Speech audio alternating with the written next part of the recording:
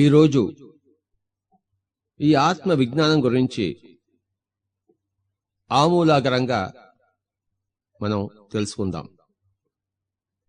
ఆమూలాగ్రం అంటే మూలం నుంచి అగ్రము వరకు అని అర్థం. అంటే from the beginning to the end, మొదలు నుంచి తుది వరకు ఈ యొక్క ఆత్మజ్ఞానం గురించి ఈరోజు మనం తెలుసుకుందాం. ఇప్పుడు మనం తెలుసుకుపోయే విషయం, దీన్ని మనం ఏమంటున్నామంటే ఆత్మ విజ్ఞానం అంటున్నాం. విజ్ఞానం అంటే సైన్స్, విశేషమైన జ్ఞానం విజ్ఞానం. జ్ఞానం వేరే, విజ్ఞానం వేరే. జ్ఞానం విజ్ఞానం యొక్క సూక్ష్మ రూపం అయితే, విజ్ఞానం జ్ఞానం యొక్క విశ్వరూపం. ఆత్మ యొక్క సూక్ష్మ రూపాన్ని, సూక్ష్మ జ్ఞానాన్ని జ్ఞానం అంటాం. ఆత్మ యొక్క విశేష పరిస్థితులను విజ్ఞానం అంటాం. ముఖ్యంగా నేను శరీరాన్ని కాదు ఆత్మను అని ఎవరైతే అనుభవపూర్వకంగా తెలుసుకుంటారో వాళ్ళు జ్ఞాని అనబడతారు, ఆత్మజ్ఞాని అనబడతారు. ఎవరికైతే ఈ యొక్క అనుభవం లేదో,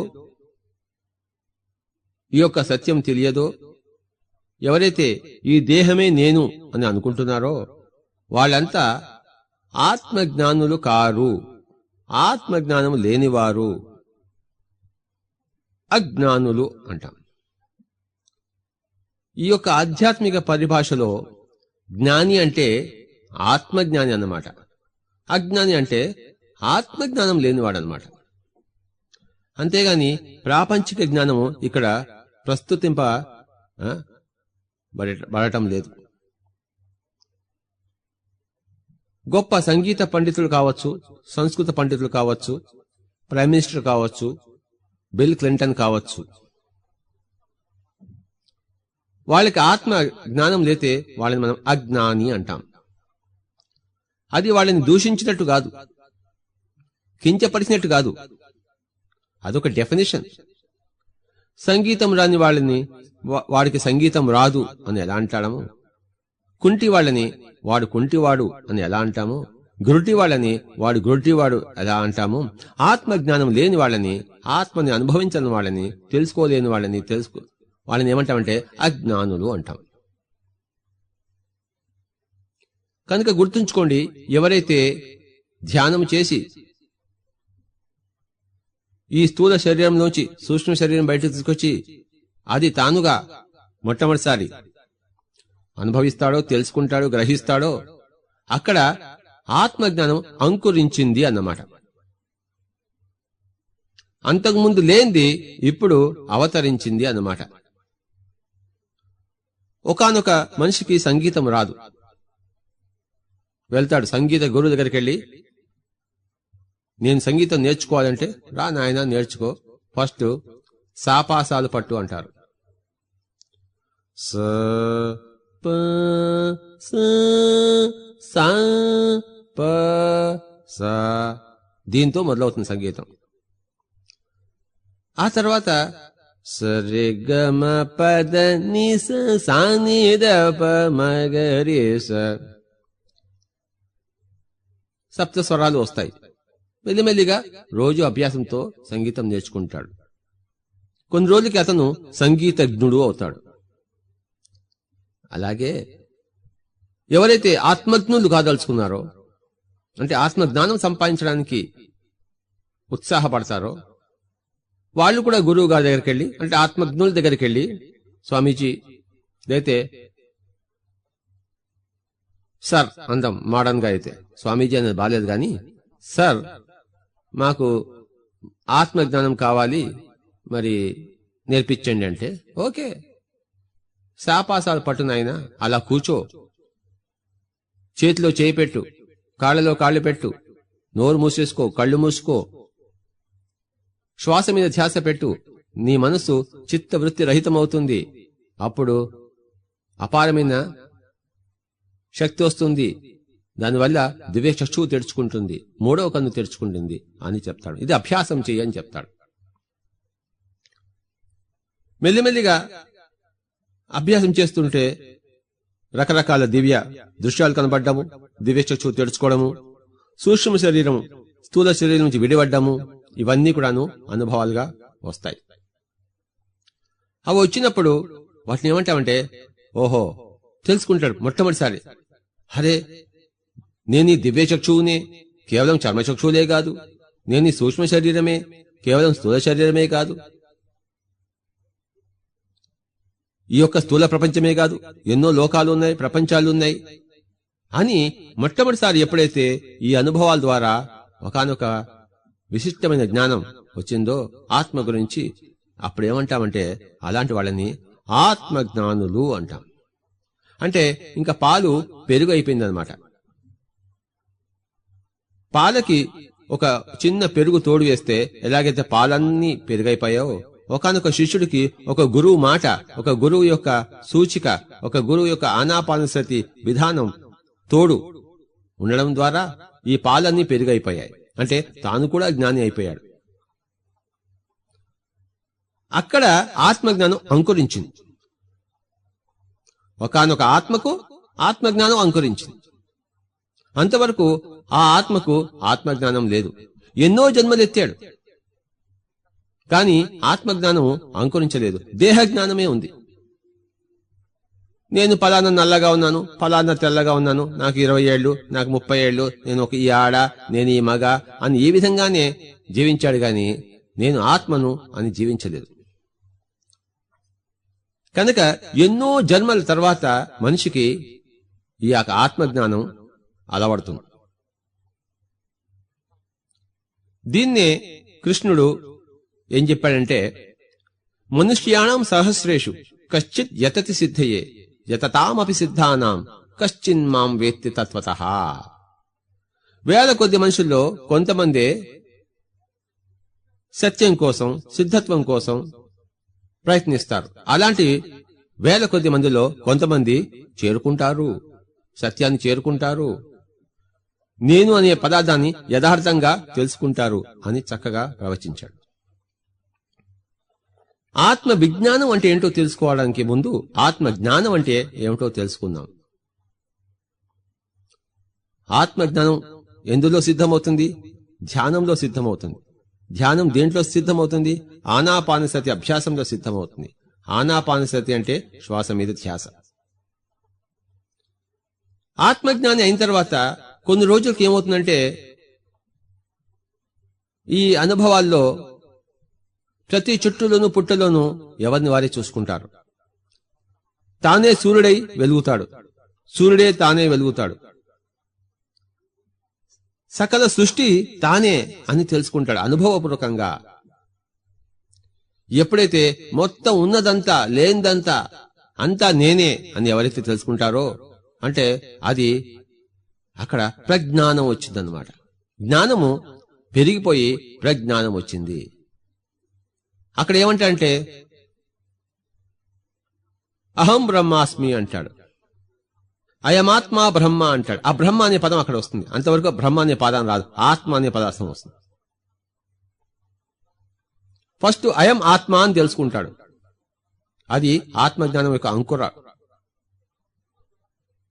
కొన్ని రోజులకి అయం ఆత్మ బ్రహ్మ అని తెలుసుకుంటాడు. ఈ ఆత్మ అదే సర్వత్రా ఉంది, నేనే సర్వాత్మను. అజ్ఞానపు దశ నేనొక జీవుడను అంటాడు. జ్ఞానపు దశ నేనొక జీవాత్మను అంటాడు. ఇంకా ప్రజ్ఞానపు దశ నేను పరమాత్మను అంటాడు. చూశారా? అజ్ఞానపు దశ వేరే, జ్ఞానపు దశ వేరే, ప్రజ్ఞానపు దశ వేరే. అజ్ఞానంలో నేను ఈ దేహాన్ని, నేను ఫలానా తల్లిదండ్రుల కుమారుణ్ణి, నేను భారతదేశవాసిని, నేను పాకిస్తాన్ దేశవాసిని, నేను ఆడ, నేను మగ అని తన జీవత్వాన్ని అంటే దేహత్వాన్ని తనకు తాను అనుసంధించుకుంటాడు. కానీ ధ్యానం చేసిన తర్వాత, ధ్యాన అనుభవాలు సేకరించిన తర్వాత ప్రప్రథమంగా అయం ఆత్మ అంటాడు. నేనెవరు? నేను ఆత్మను అంటాడు. చూశారా? నేను దేహము అనే స్థితి నుంచి నేను ఆత్మను అనే స్థితికి రావడం, అజ్ఞానం నుంచి జ్ఞానం రావడం. నేను ఆత్మను అన్న స్థితి నుంచి నేను సర్వాత్మను, నేను పూర్ణాత్మను, నేను పరమాత్మను అన్న స్థితికి ఎదగడం ప్రజ్ఞానం స్థితి. ఆత్మ జ్ఞానం వేరే, ఆత్మ ప్రజ్ఞానం వేరే. జ్ఞానము బీజమైతే ప్రజ్ఞానము చక్కటి మొక్క, ఎదిగిన మొక్క. వృక్షము కాదు, మొక్క. మరి వృక్షం ఏదంటే దాన్ని విజ్ఞానము అంటాం. ఆత్మ విజ్ఞానము ఆత్మ జ్ఞానం యొక్క పరాకాష్ఠ. అంటే అది మహావృక్షమైంది. అయితే అది కూడా అనంతం. ఆత్మ జ్ఞానము అంతం, ప్రజ్ఞానము అంతము, ఆత్మ విజ్ఞానం అనంతం. బీజము బీజదశ అంతం. కొన్ని రోజులకి బీజం పోయి మొలక వస్తుంది. ఆ మొలక కూడాను కొన్ని రోజులు మొలకగా మారిపోతుంది, వృక్షం వచ్చేస్తుంది. అంటే మొలక దశ కూడా అంతమే. వృక్షము ఆ దశ ఎప్పటికీ అలానే ఉంటుంది. వృక్ష దశ అనంతం. ఆత్మ విజ్ఞానం అనంతం. అది చిలువలు పలువలుగా సాగిపోతూనే ఉంటుంది. ఎంత తెలుసుకున్నా ఇంకా తెలుసుకోవాల్సి ఉంటూనే ఉంటుంది. కానీ ఆత్మ జ్ఞానము అంటే నేను దేహం కాదు ఆత్మను అన్న స్థితి నుంచి పైకి వెళ్ళిపోయినప్పుడు, ఎలాగైతే బాల్య దశ నుంచి మనం యవన దశ వచ్చినప్పుడు బాల్య దశ అంతమైందో, యవన దశ నుంచి ప్రౌఢ దశకు వచ్చినప్పుడు ప్రౌఢ దశ అంతమైందో, ప్రౌఢ దశ నుంచి మరి వార్ధక్య దశ వచ్చినప్పుడు ఆ ప్రౌఢ దశ అంతమయ్యిందో, అలాగే బీజ దశ నుంచి అంకురం దశ మొలక దశ వచ్చినప్పుడు బీజం అంతమైంది. అంటే జ్ఞానము వచ్చినప్పుడు అజ్ఞానం అంతమైంది, ప్రజ్ఞానం వచ్చినప్పుడు జ్ఞానం అంతమైంది, విజ్ఞానం వచ్చినప్పుడు ప్రజ్ఞానం అంతమైంది. ఎక్కడ స్థితమవుతాము? విజ్ఞానంలో స్థితమవుతాం. అందులో కూడాను విజ్ఞాని, మహావిజ్ఞాని, పరమ విజ్ఞాని అలా చెప్పుకుంటూ పోవచ్చు.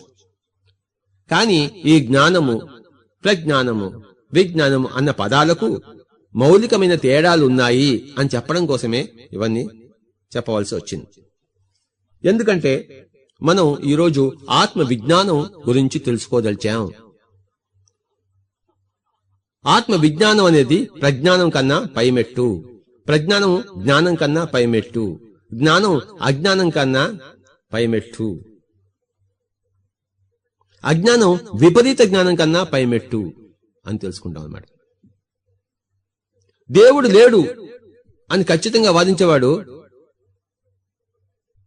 కుజ్ఞాని, అజ్ఞాని కాదు, కుజ్ఞాని, వితండవాది.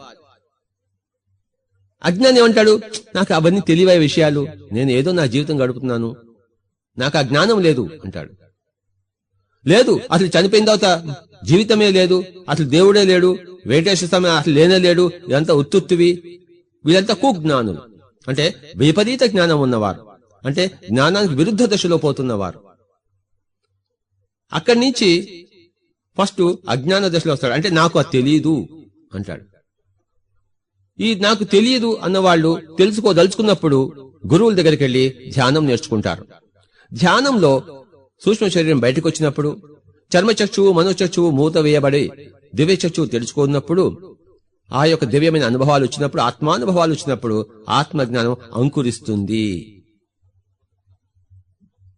మెల్లిమెల్లిగా మనం ఎన్నో లోకాలు కాలాలు చూసినప్పుడు, ముఖ్యంగా ప్రతి కాలంలోనూ ప్రతి దేశ కాల పరిస్థితులను తనను తాను చూసుకున్నప్పుడు అది ప్రజ్ఞానంగా మారుతుంది. అప్పుడు తానే అన్ని చోట్ల ఉన్నాడు అని తెలుసుకుంటాడు. శివప్రసాద్ నేనే, మరి కంచి రఘురాం నేనే, మరి మిట్టా శ్రీనివాసులు నేనే, ప్రతాప్ రెడ్డి నేనే, బిల్ క్లింటన్ నేనే, వాజ్పేయి నేనే, మరి ముషర్రఫ్ నేనే అని అందరూ తనని తానే తెలుసుకుంటాడు. అది ప్రజ్ఞానం. నేను దేహాన్ని కాదు ఆత్మను అని తెలుసుకోవడం జ్ఞానం. నేను ఆత్మను కాదు సర్వాత్మను అని తెలుసుకోవడం ప్రజ్ఞానం. ఆ తర్వాత విజ్ఞానం అంకురిస్తుంది. ఇప్పుడు ఏంటంటే ఇంకా రకరకాల దశలన్నిటినీ రీసెర్చ్ చేయాలి.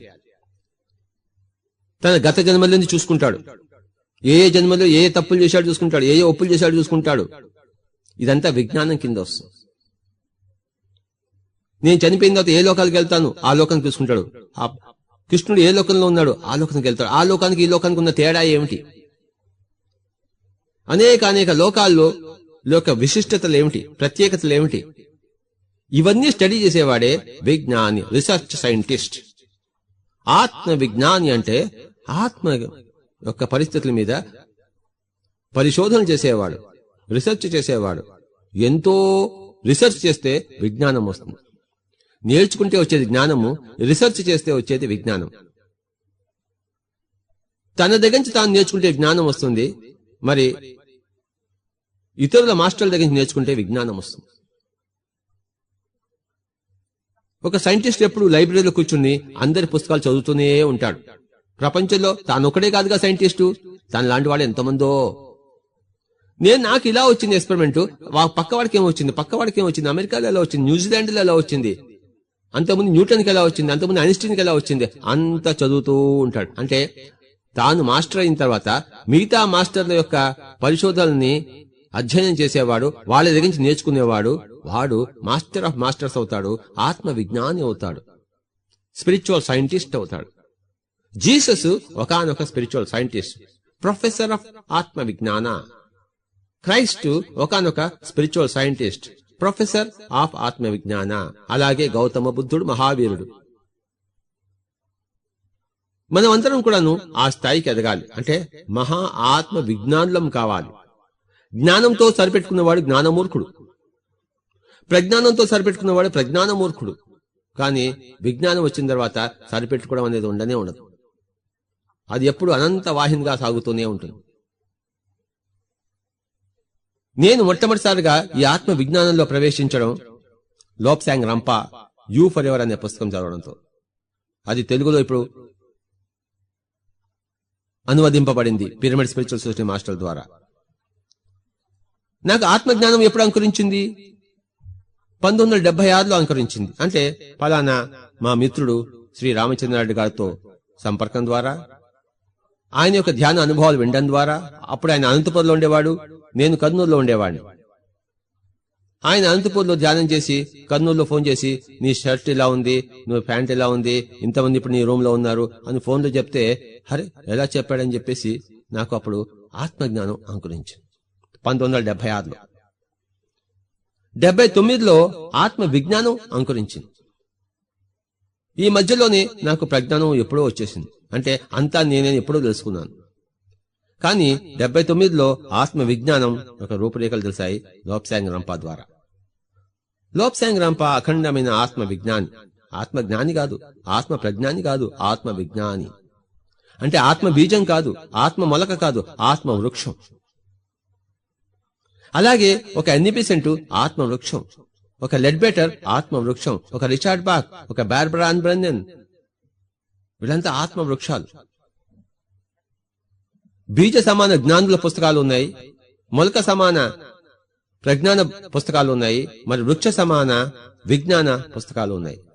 మొట్టమంచి నేను విజ్ఞానమే అర్థించాను, అందులోనే అభ్యాసం చేయించాను, అందరినీ అందులోనే అభ్యాసం చేయిస్తున్నాను.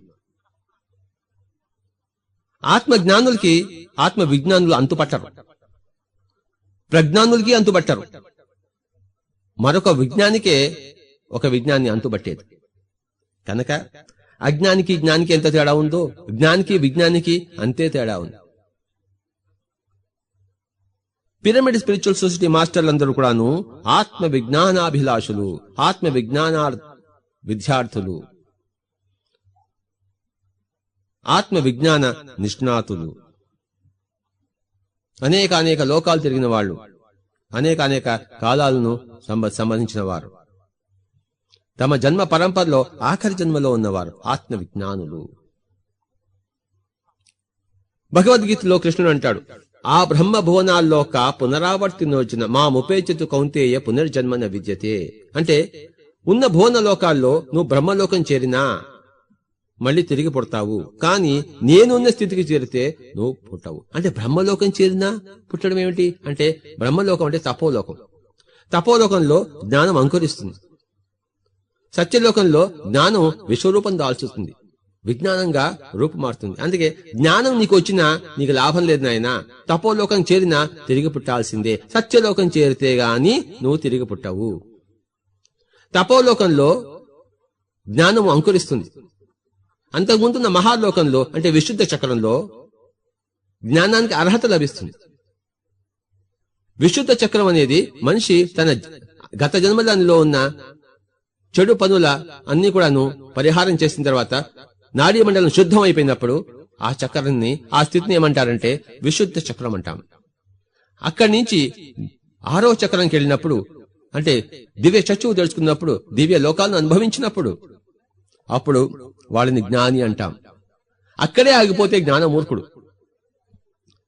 తనను తాను ప్యూరిఫై చేసుకునే ధ్యానంలో మరి దివ్య చక్షును ఉత్తేజింపజేసుకోకుండా కేవలం నాడీ మండల శుద్ధిలోనే ఉండేవాడని యోగమూర్ఖులు అంటారు. అలాగే కింద మెట్టులో అనాహత చక్ర మూర్ఖులు ఉన్నారు, అంటే వేదాంత మూర్ఖులు. కేవలం పుస్తక పరంగా నేను శరీరాన్ని కాదు, పుస్తక పరంగా నేను ఆత్మను, పుస్తక పరంగా నేను బ్రహ్మను, అహం బ్రహ్మాస్మి అని వల్లవేసేవారు వేదాంతులు. వీళ్ళు అక్కడే ఆగిపోతే వేదాంత మూర్ఖులుగా ఉంటారు. అంటే అనాహత చక్ర మూర్ఖులు, అక్కడలోనే ఆ చక్రంలోనే గిరిగిరా కొట్టుకుంటున్నవారు. ధ్యానం చేస్తూ నాడీ మండలం చేస్తూ జ్ఞానం దివ్య చక్షును ఉత్తేజింప చేసుకునే వారు యోగమూర్ఖులు. యోగి అంటే మైండ్ ని కంట్రోల్ చేసుకున్నవాడు.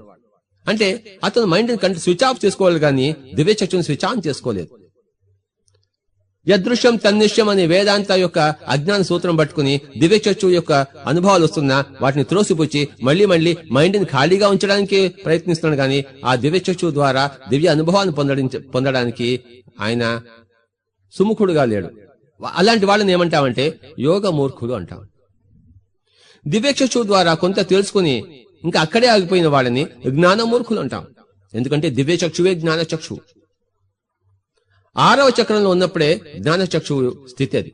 5వ చక్రం విశుద్ధ స్థితి. శుద్ధమయ్యాడు కానీ జ్ఞానం లేదు. ఎందుకంటే యోగం ఉంది కానీ జ్ఞానంగా మారలేదు.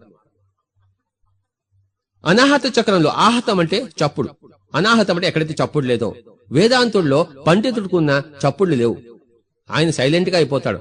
అది అనాహత చక్రం. అక్కడే ఉండి కానీ ధ్యానం చేయకపోతే అంటే యోగిగా ఎదగకపోతే వాడిని వేదాంత మూర్ఖులు అంటాం. మన భారతదేశంలో ఎంతైనా వేదాంత మూర్ఖులు ఉన్నారు. వాళ్ళు ఉపనిషత్తు, ఆ ఉపనిషత్తు, ఈ భగవద్గీత చెప్పుకుంటూనే ఉంటారు కానీ ఒక్కళ్ళు కూడా కూర్చుని మైండ్ కంట్రోల్ చేయడానికి కూర్చోడు వాడు. భారతదేశంలో ఇలాంటి ఆచార్యులే జ్ఞాన యజ్ఞాలు చేస్తున్నారు. పిరమిడ్ స్పిరిచువల్ సొసైటీ మాస్టర్లు తద్విరుద్ధులు.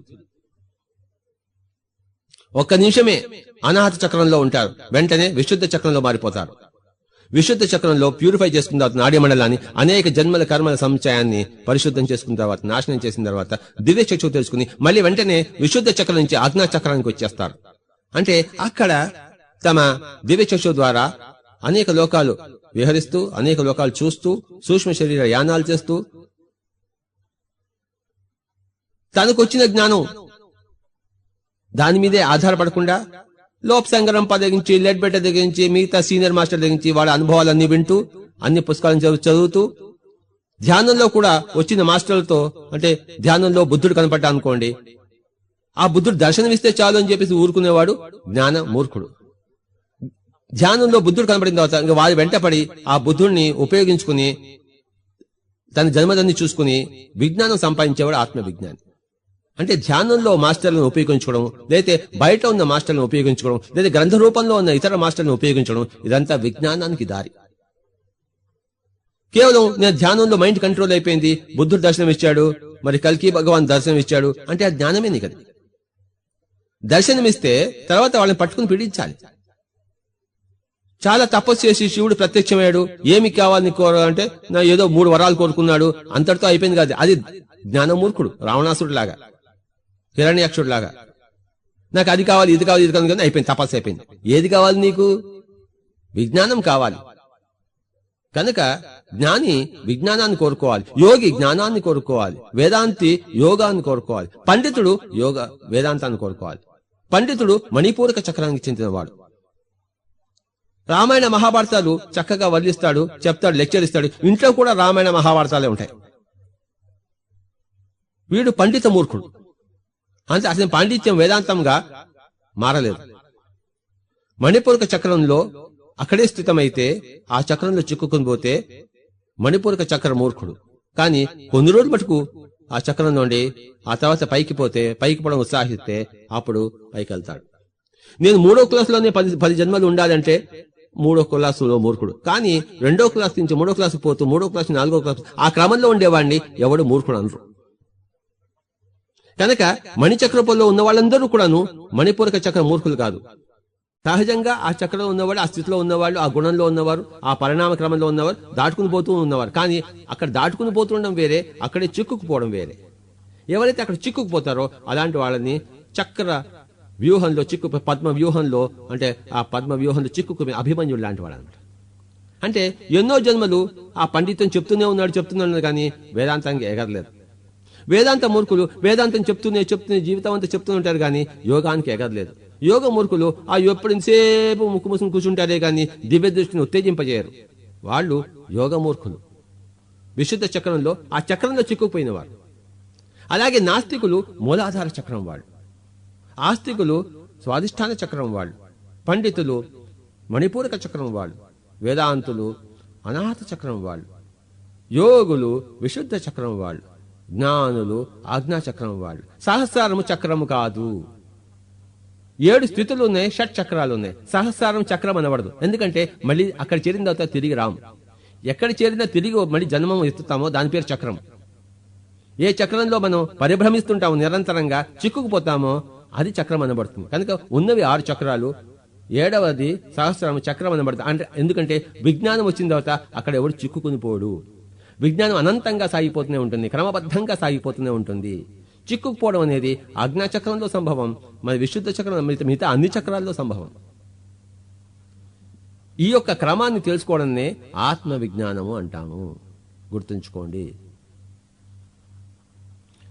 నాస్తికులు మూలాధార చక్రాన్ని తెలుస్తున్నారు. అంటే మూలము ప్లస్ ఆధారము = మూలాధారం. అంటే వాళ్ళు ఏమంటారు, మాకు ఆధారం చూపించాడయా, మా కంటికి చూపించవయ్యా అంటారన్నమాట. కనుకనే సత్యసాయిబాబా లాంటి వాళ్ళు చూపించినప్పుడు వాళ్ళందరూ నాస్తికుల్ని ఆస్తికులుగా మారుస్తూ ఉంటారు. చూపించి వారి మహిమలు చూపించి నాస్తిక ప్రపంచాన్ని ఆస్తికంగా మారుస్తుంటారు. మరి ఈ మూలాధార చక్ర ప్రవీణులు, చక్రవర్తులు, మరి సత్యసాయిబాబా లాంటి వాళ్ళు అక్కడ ప్రజలను మహిమాన్వితులుగా చేస్తున్నారు. అక్కడ వాళ్ళ కార్యక్రమం ఉంది. తర్వాత ఆస్తికులు పండితులుగా మారాలి అంటే ఇంకా పుస్తకాలు చదవడం మొదలుపెట్టాలి. ఫస్ట్ తమ మూల గ్రంథాలను చదవాలి, తర్వాత ఇతరుల మూల గ్రంథాలను చదవాలి.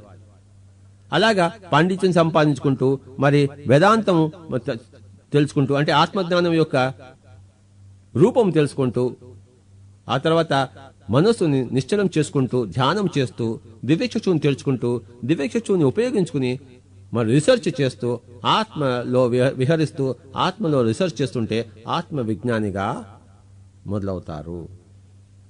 అది అనంతమైన యాత్ర, సుఖమైన యాత్ర, అది అంతిమ యాత్ర. ఆత్మ విజ్ఞానిగా విహరించడమే సృష్టిలో అది అంతిమ యాత్ర. మూలాధార చక్రంలో విహరించే యాత్ర అది అంతముయున్న యాత్ర. ఇలాగే మూలాధార చక్రంలో చనిపోయిన వాళ్ళు, అంటే నాస్తికంగా చనిపోయిన వాళ్ళు మళ్లీ పుట్టాల్సిందే. కేవలం ఆస్తికంగా ఉన్నవారు మళ్లీ పుట్టాల్సిందే. ఆస్తికంలో కూడా ఆస్తిక మూర్ఖులు ఉన్నారు. అంటే మేం చెప్పిందే కరెక్టు, తిరుపతి వెంకన్నే కరెక్టు, మక్కాలోనే పుట్టాలి, మక్కాలోనే చావాలి, జీసస్ ఒక్కడే మరి దేవుని కుమారుడు. వీళ్ళంతా ఆస్తిక మూర్ఖులు. ఆస్తికత మంచిది, ఆస్తికత మూర్ఖత మంచిది కాదు. అలాగే పండితులు అన్ని శ్లోకాలు వదిలివేస్తారు, కానీ వాళ్ళు పేరు ప్రతిష్టలకు పోతారు. కానీ వాళ్ళు తెలుసుకున్న జ్ఞానాన్ని ప్రాక్టీస్ చేయడానికి హెచ్చరించారు. తర్వాత వచ్చేది కనుక పండితుడు మణిపూరక పండితులుగానే ఉండిపోదలుచుకున్నవాడు, అంతకనే ఎగరడానికి ఇష్టపడినవాడు, వాడు మణిపూరక చక్రంలో చిక్కుకున్నవాడు, ఆ చక్రంలో ఇరుక్కున్నవాడు, ఆ చక్ర మూర్ఖుడు. కనుక గుర్తుంచుకోండి, మణిపూరకం అంటే మణితో పూరింపబడ్డవాడు, కానీ లోపల మణి కాదు.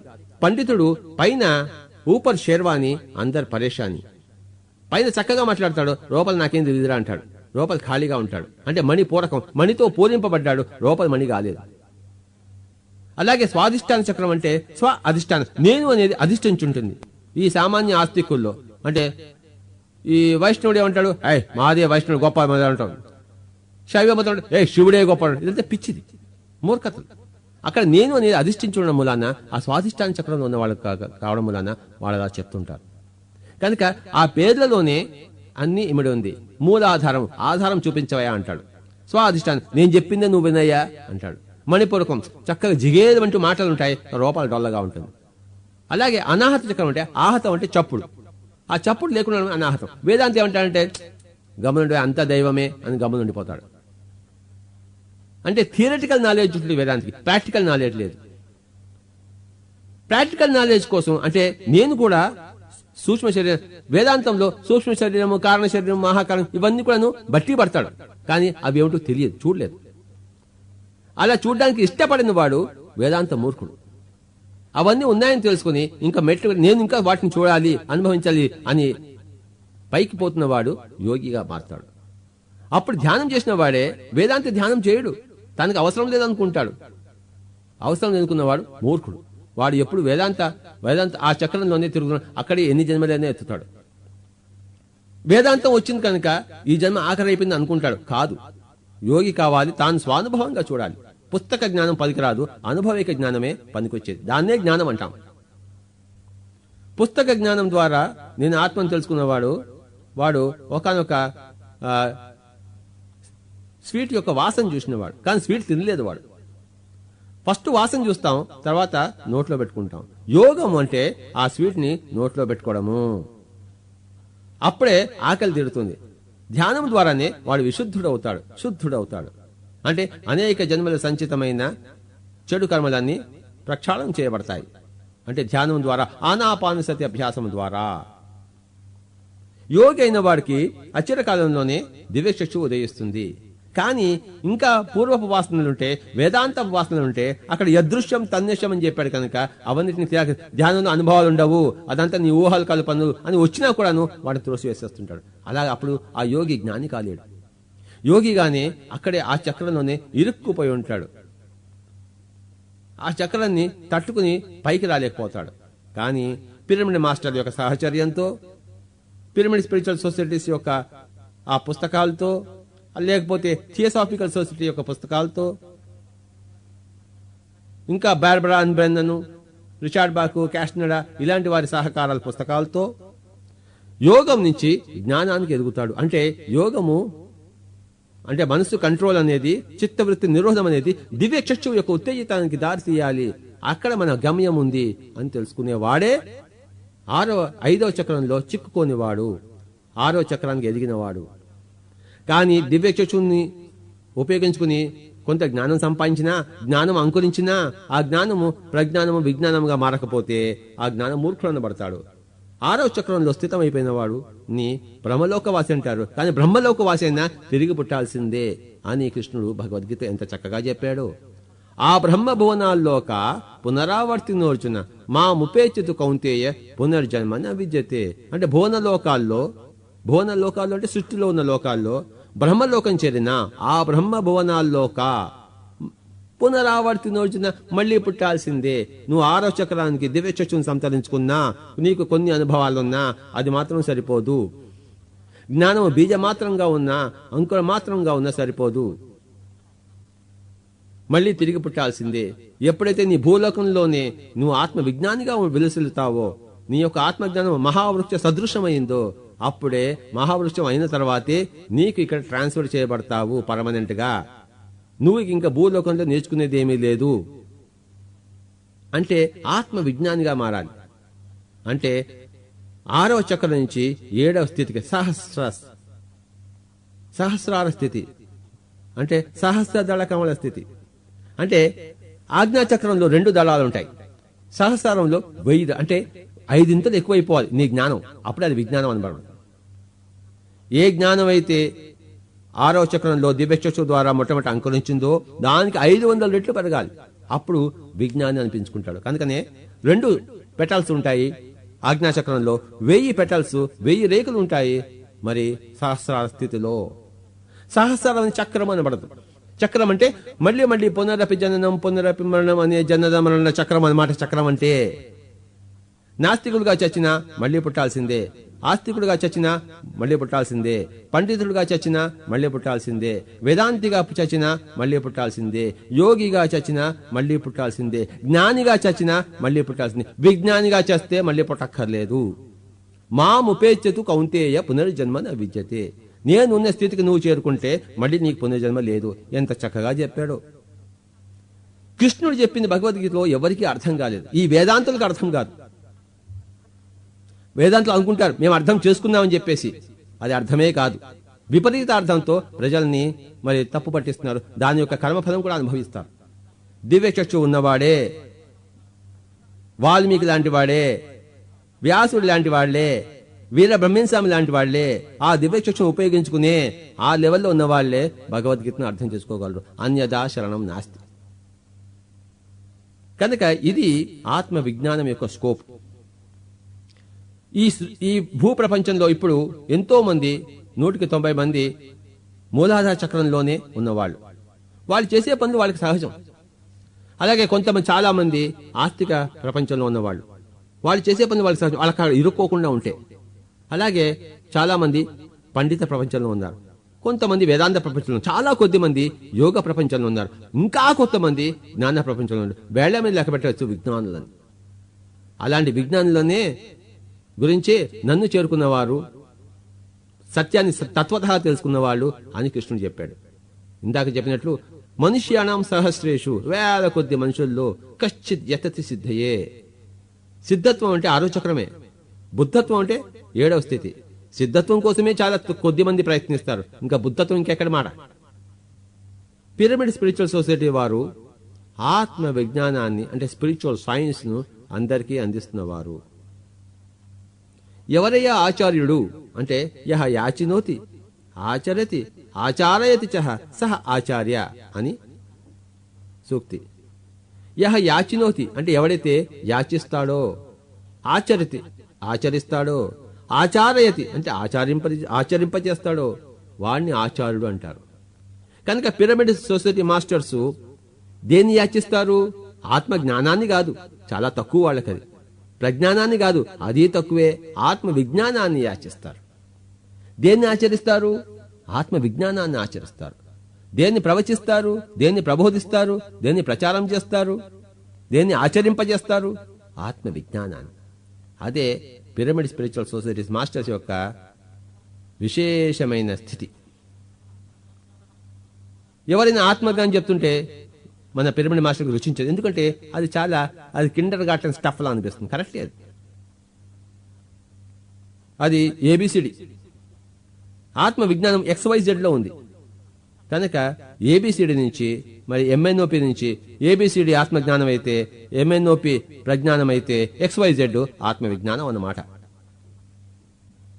ఇది ఆత్మ విజ్ఞానం అన్నదాని ఒకానొక స్కోప్.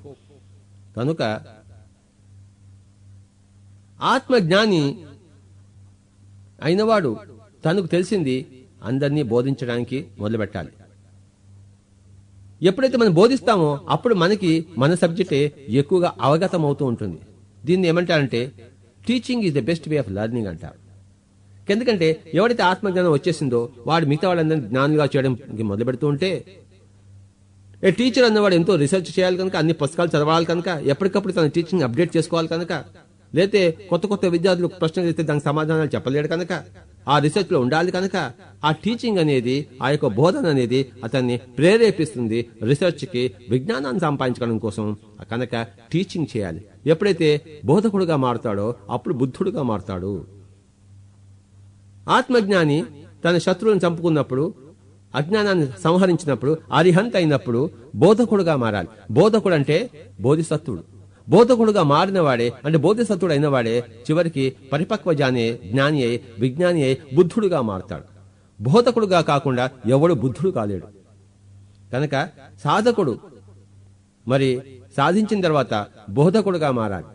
బోధకుడుగా మారిన తర్వాతే అతను సత్వర కాలంలో బుద్ధుడిగా మారతాడు, మహావిజ్ఞానిగా వెలుసులుతాడు. ఈ జన్మ ఆఖరి జన్మ అవుతుంది.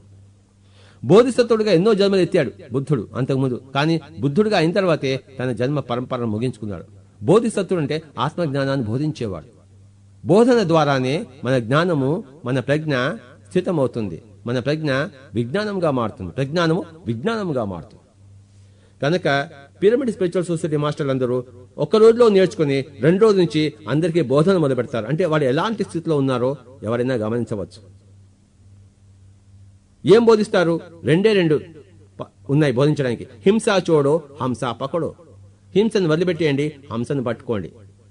హింస అంటే ఈ యొక్క మాంసం తినరాదు.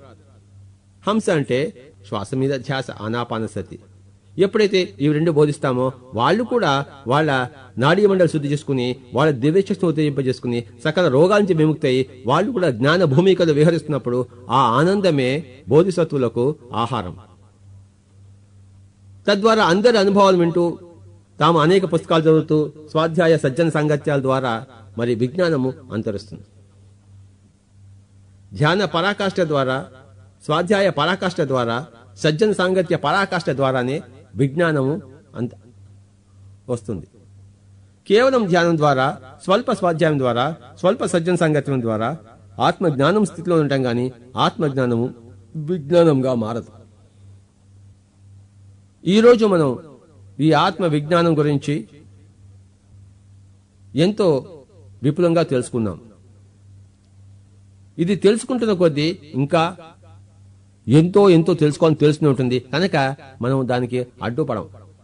అది అలా నిరంతరంగా ప్రవాహంగా సాగిపోతూనే ఉంటుంది. ఉదాహరణకు రమణ మహర్షిని తీసుకుందాం. ఆయన ఆత్మజ్ఞాని, ఆత్మజ్ఞానాన్ని బోధించాడు. ఆయన ఆత్మ విజ్ఞాని కాదు, ఆత్మ విజ్ఞానాన్ని బోధించలేడు.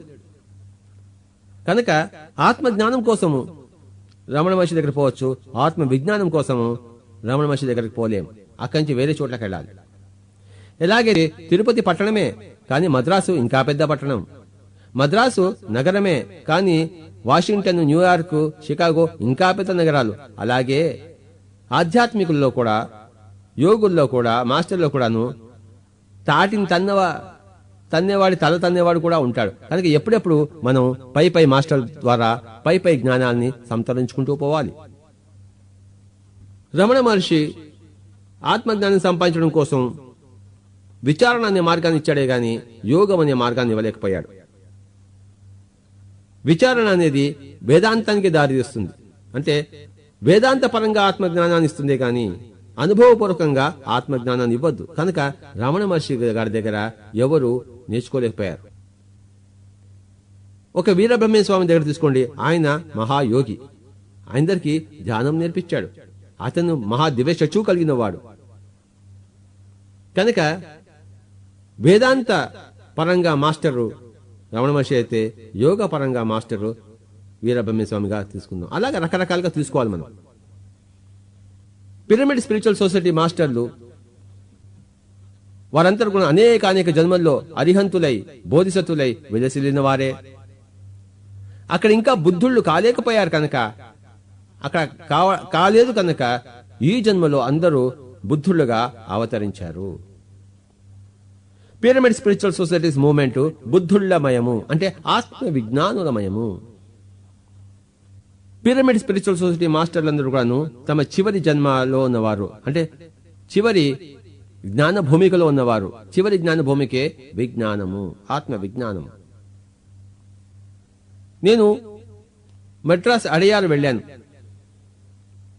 అక్కడ 7 రోజులు ఒకసారి ఉన్నాను. 10 సంవత్సరాల కిందట, 15 సంవత్సరాల కిందట. అద్భుతమైన 8 సెంటు లెడ్బెటర్ బ్లవెట్స్ పుస్తకాలు, అఖండమైన ఆత్మ విజ్ఞానము కోకొల్లలుగా ఉంది. పుస్తకాల మీద పుస్తకాలు పుంఖానుగా థియోసాఫికల్ సొసైటీలో ఉన్నాయి. కానీ ధ్యానం చేసేవాళ్ళు చాలా అరుదు. పుస్తకాలు చదువుకుని పుస్తకాలు బట్టి పడుతున్నారు కానీ అక్కడ మెడిటేషన్ చేయటం లేదు ఎవరు. ధ్యానము చేయటం లేదు, స్వయంగా దివ్యచక్షును ఉత్తేజింపజేసుకోవటం లేదు. కనుక వారం రోజులు ఉండి నేను తిరిగి రావడం జరిగిపోయింది.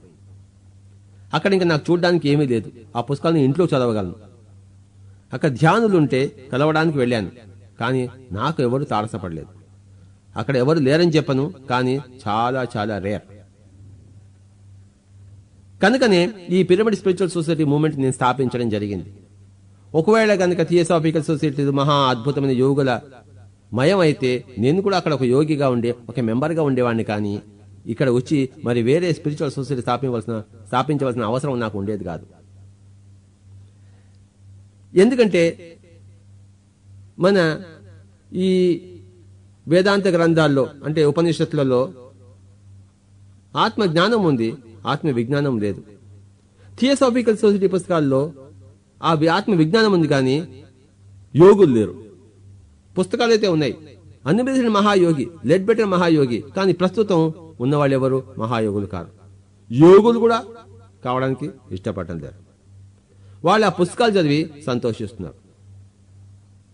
వాళ్ళు కూడాను తదుపరి జన్మల్లో యోగం చేయాల్సిందే, దివ్యచక్షును ఉత్తేజింపజేసుకోవాల్సిందే, అనుభవైక జ్ఞానాన్ని సంపాదించుకోవాల్సిందే. అప్పుడు వాళ్ళు గతంలో నేర్చుకున్న విజ్ఞానం అంతా అప్పుడు వెంటనే ఉపయోగపడుతుంది. కనుక ప్రపంచంలో రకరకాల మనుషులు ఉన్నారు. మొట్టమొదటి జన్మలో తీసుకున్న వాళ్ళని ఏమంటామంటే మనం వాళ్ళని బేబీ సోల్స్ అంటాం, అంటే శైశవాత్మలు అంటాం.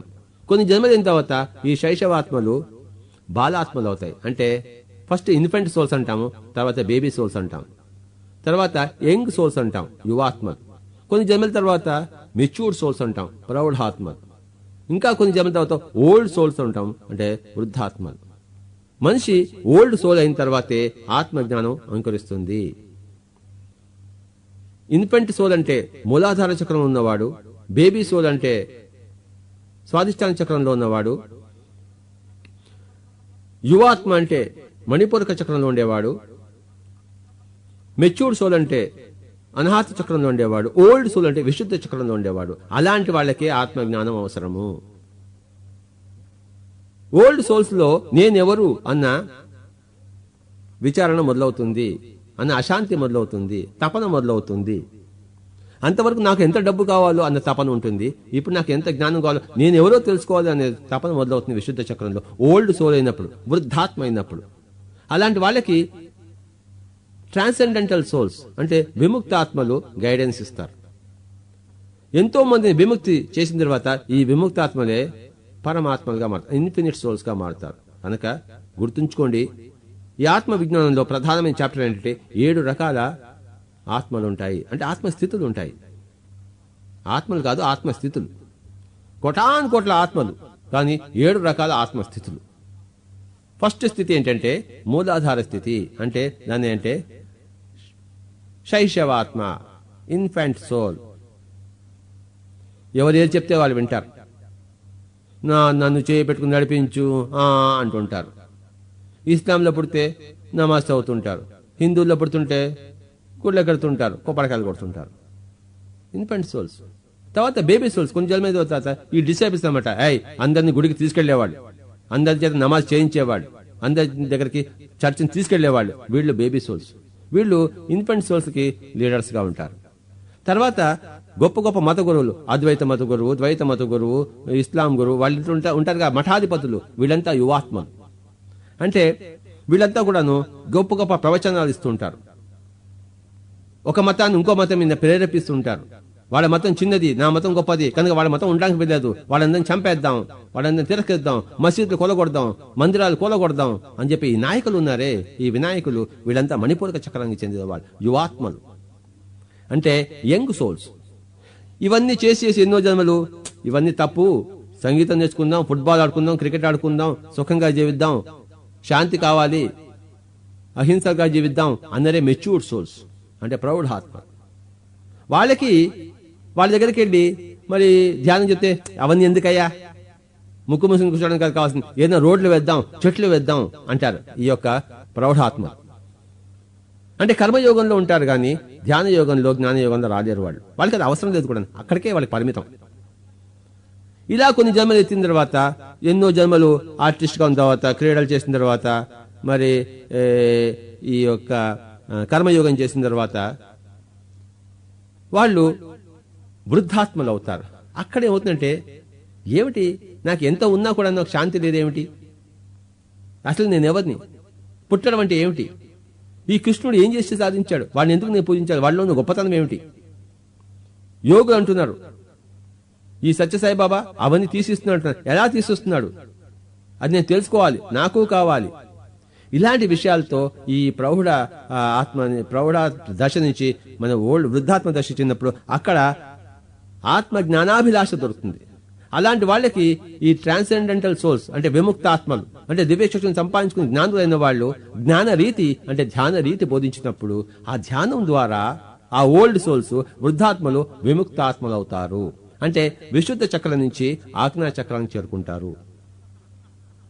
తాను విముక్తి సంపాదించుకున్న మిగతా వాళ్ళని విముక్తికి వాళ్ళు కోరుకోకపోతే, దానికి సాధన చేయకపోతే, దానికి పరిశ్రమించకపోతే ఈ విముక్తాత్మలు పరమాత్మలు కాజాలరు. కనుకనే బోధిసత్వుడు దశ ఈ విముక్తాత్మలు అంటే అరిహంతులు బోధిసత్వులు అవుతారు. ఇంకా వాళ్ళు చెప్పడం మొదలుపెట్టుతూనే ఉండాలి. కనపడిన ప్రతి వాడికి ఈ జ్ఞాన రీతి, ధ్యాన రీతి, సత్య రీతి అంత చెప్తూనే ఉండాలి. ఎంతో మందిని తయారు చేయగా చేయగా చేయగా అప్పుడు వాళ్ళు పరమాత్మలు అవుతారు. One of the best souls అవుతారు, హైయెస్ట్ సోల్స్ అవుతారు. పరమాత్మ అంటే హైయెస్ట్ సోల్స్. ఎంతో మంది పరమాత్మ దశకు చేరారు.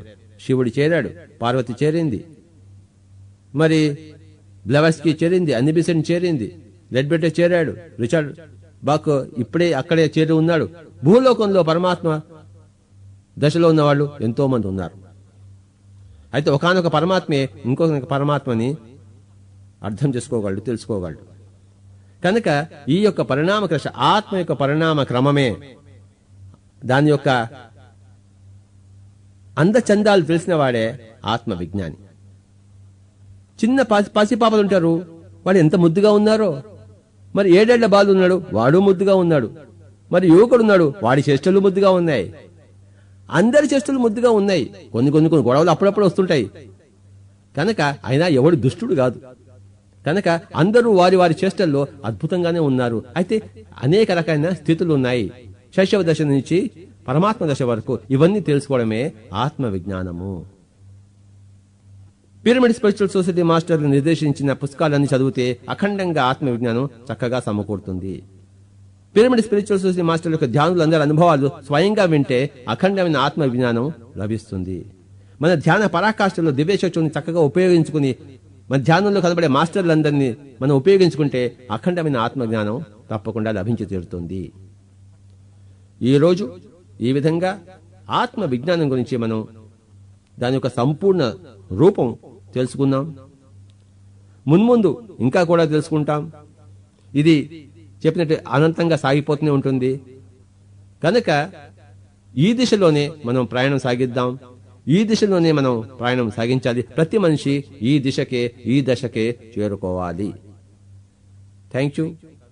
మనం మళ్ళీ కలుసుకుందాం.